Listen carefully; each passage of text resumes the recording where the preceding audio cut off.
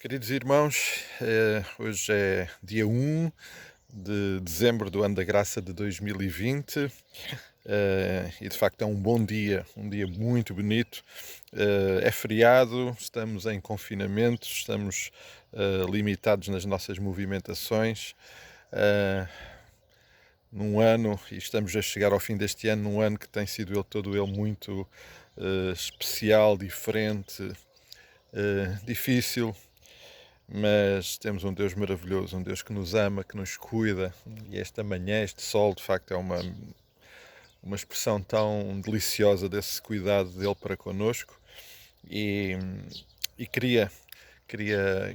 quero muito convidar os irmãos a alguns momentos de reflexão e remeter-nos mais uma vez ao texto de Tiago, capítulo 4, e que consideramos no domingo.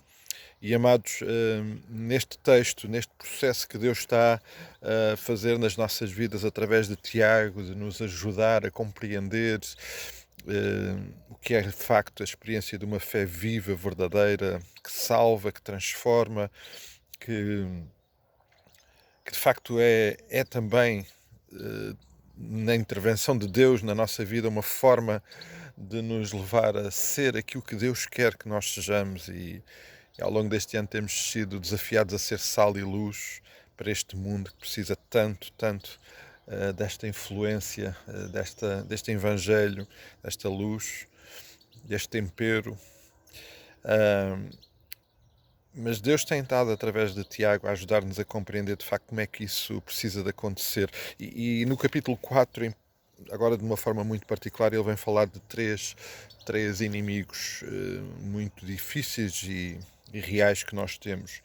E o primeiro está exatamente no versículo 1. De onde procedem as guerras, as contendas que há entre vós? De onde senão dos prazeres que militam na vossa carne? E este assunto da carne é de facto um assunto que nos é-nos familiar, porque muitas vezes na palavra somos alertados por ele, mas como eu partilhava no domingo, este é um problema que está dentro de nós. Este foi um problema que se gerou lá no Jardim do Éden, com a entrada do pecado. O pecado corrompeu a nossa existência e nós nascemos nesta condição. Nascemos numa condição de estarmos separados da glória de Deus, e, e, a, e a expressão prática é de facto esta realidade da nossa existência que normalmente é identificada como a carne. A carne é de facto a parte da existência da nossa vida que manifesta a presença do pecado, que é uma realidade também para todos nós. E por isso nela tem origem uma série de problemas, de dificuldades. Paulo, quando escreve à igreja lá aos Gálatas, faz no capítulo 5 uma descrição muito prática e real das duas realidades, a vida na carne ou a vida no espírito. E a lista que ali está, não é a única, mas é uma das listas que ali está, descreve o que é a vida de alguém, ou a nossa vida, quando a carne domina e dirige as nossas vidas. E a lista lá no capítulo 5 de Gálatas e diz, e aqui usa a imagem do fruto, aquilo que a nossa vida produz. E o que a vida dominada pela carne produz é a prostituição, a impureza, a lascívia, a idolatria, feitiçarias, inimizades, porfias, ciúmes, iras, discórdias, dissensões, facções, invejas, bebedices, glutonarias, ou seja, uma lista imensa de coisas que nós bem sabemos que não são boas, que nos levam a afastar de Deus e a não viver de acordo com a sua vontade. Um dos aspectos mais importantes e que foi mais significativo para mim neste texto de Tiago é de facto este aspecto que eu também partilhei no domingo com os irmãos, que eu sempre tinha olhado para este texto como, bom, a nossa dificuldade em orar, em não sabermos orar. Mas o que o texto de facto nos está a dizer é que este inimigo que está dentro de nós, que é uma realidade, que nos tenta destruir, que nos tenta afastar do propósito de Deus, porque sejamos realistas, não há nada na nossa carne que nos aproxime de Deus. Nada. Nada. E, portanto, tudo aquilo que nós somos genuinamente como resultado da nossa natureza caída afasta-nos de Deus. E um dos aspectos que, de facto, é muito real e prático e que aqui Tiago denuncia tem a ver com a nossa oração. E a carne destrói esta extraordinária arma, este extraordinário benefício que Deus nos dá de termos comunhão com Ele.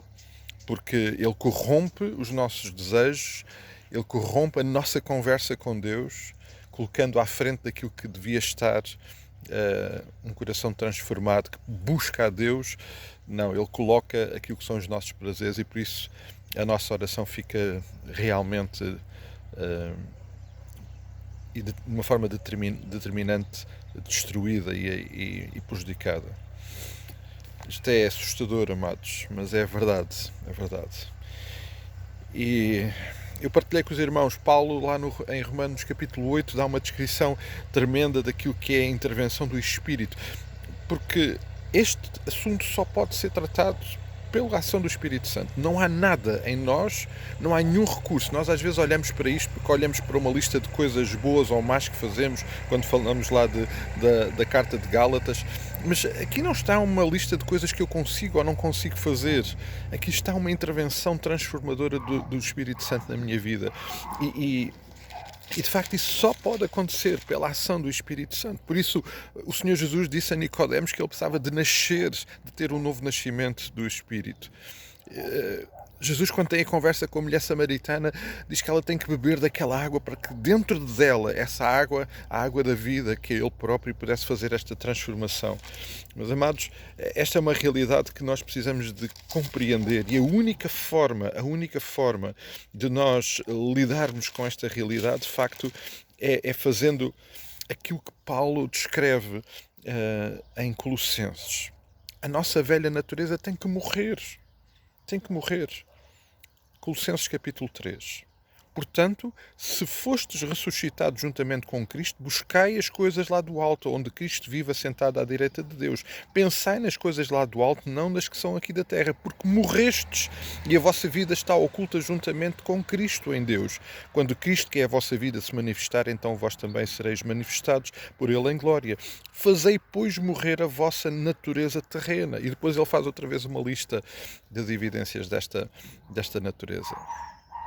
Amados, este é um inimigo que só tem uma forma de ser enfrentado. E só há uma pessoa que pode lidar com este inimigo que nos tenta destruir. E é o Senhor Jesus. É o nosso Deus. É a ação única do Espírito Santo na nossa vida. Não, mais ninguém pode lidar com isto.